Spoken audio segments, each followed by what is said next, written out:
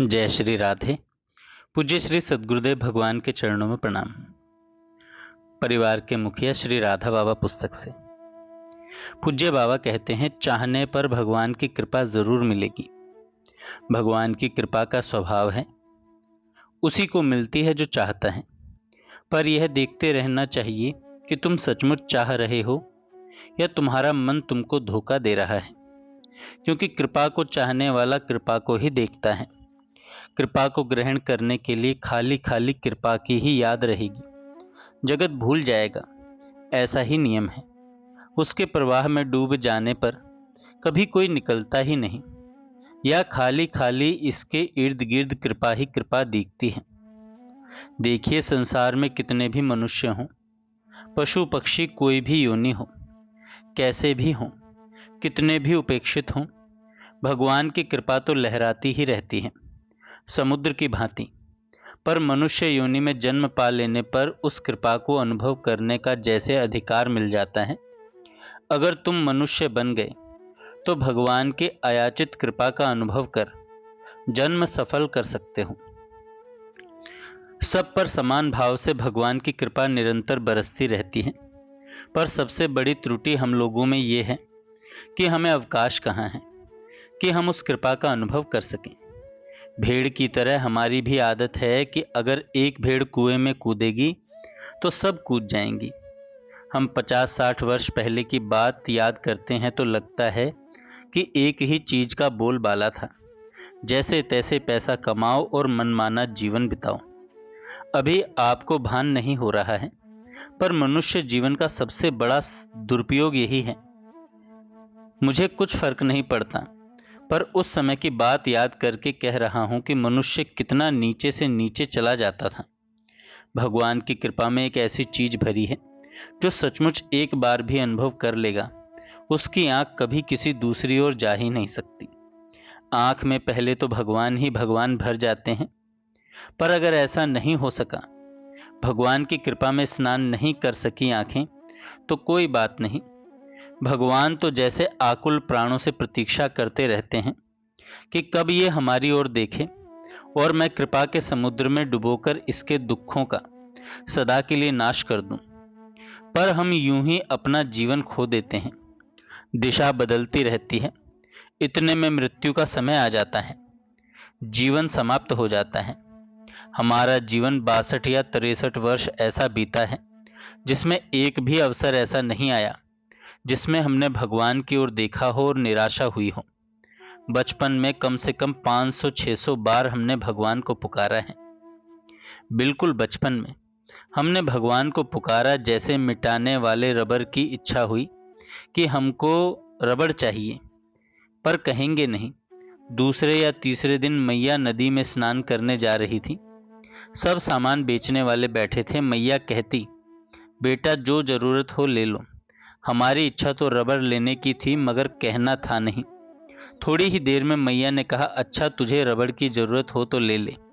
सचमुच सचमुच महाराज, हमारे जीवन में ऐसा अनुभव हुआ है।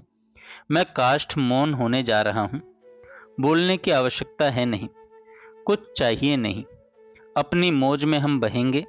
महासमुद्र की लहरें हमको जहां बहाकर ले जाएंगी, जहां उछालकर गिरा देंगी। गिरते खेलते हम चले जाएंगे, फिर मृत्यु के मुख में समा जाएंगे। इसलिए हम सबसे कहेंगे कि जीवन का अनमोल क्षण खोइए नहीं, भगवान का स्मरण करते चले जाइए। हम ये अनमोल समय बहुत खो चुके हैं, बहुत देर हो गई है। अब अपनी जान में भगवान का स्मरण करते रहिए, फिर देखिएगा आपका जीवन कैसा होता है। जो भी करिएगा भगवान की स्मृति बनाए रखिएगा, आपका जीवन ऊंचे से ऊंचा उठता चला जाएगा। कोई समस्या नहीं होगी, भगवान की कृपा सबको दूर करती चली जाएगी। दुख आएगा पर मन में विषाद नहीं होगा। प्रातः काल उठकर प्रतिज्ञा कीजिए, आज प्रातः काल से ही भगवान को एक क्षण भी नहीं भूलूंगा। आप देखेंगे कि आपका सब काम अपने आप हो जाएगा। हम तो दिन रात माया की प्रवृत्तियों को पकड़ते हैं, उन्हीं को लेना चाहते हैं, तो भगवान बड़े नकसूंघन हैं। 42 वर्ष पहले हमको गठिया हो गया था। उस समय ऋषिकेश में था, दोनों पैर सूज गए थे।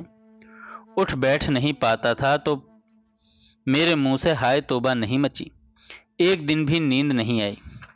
2 घड़ी को भी सहते सहते करीब 32 दिन बाद हमारे मन में बात आई जो कहनी नहीं चाहिए। एक दिन अचानक रात को समय हमको बड़ी पीड़ा की अनुभूति हुई। मेरे मन में हुआ कि हे नाथ, जितनी पीड़ा है उसकी 10 गुनी और हो जाए, पर उसे सहने की शक्ति तो दो। हमें लगा कि नंद नंदन की आंखें भर आईं और वे कह रहे हैं कि क्या तुम मुझको इतना निष्ठुर समझते हो कि इतनी पीड़ा दूंगा जो तुम सह न सको। मेरी आंखें झरझर बरसने लगीं कि धिक्कार है मुझे। कई दिनों बाद उस दिन पहली बार करीब 2 घंटा सोया। इसे चाहे चमत्कार मानिए, पर सवेरा होते ही 14 आना दर्द गायब हो गया। मैं गंगा जी नहाने भी गया। आज भी ऐसे हो सकता है, पर आपको उनकी सहायता तो चाहिए। वे सभी काम जिसमें आपको दिक्कत हो रही हो तो चुपचाप आप भगवान की ओर देखिए, जीवन आनंद से परिपूर्ण हो जाएगा। जीवन आनंद से परिपूर्ण हो जाएगा। एक सज्जन बोले बाबा से, भगवान को याद करने के कुछ तरीके बताइए। बाबा ने कहा, यदि हम आपको याद करेंगे तो पूछने जाएंगे कि याद करने के तरीके बताइए। अरे, जो प्रिय लगता है उसकी याद अवश्य आएगी। याद करने के तरीके नहीं होते, उसकी सब चीज अच्छी लगेगी। उसका हंसना, उसका बोलना और उसकी याद कल्पित होती रहेगी। ये सब जो तरीका सीखने की वृत्ति है ना, ये सब जब तक भगवान को मन नहीं पकड़ता तभी तक है। देखा देखी साधे जोग, छीजे काया बाढ़े रोग।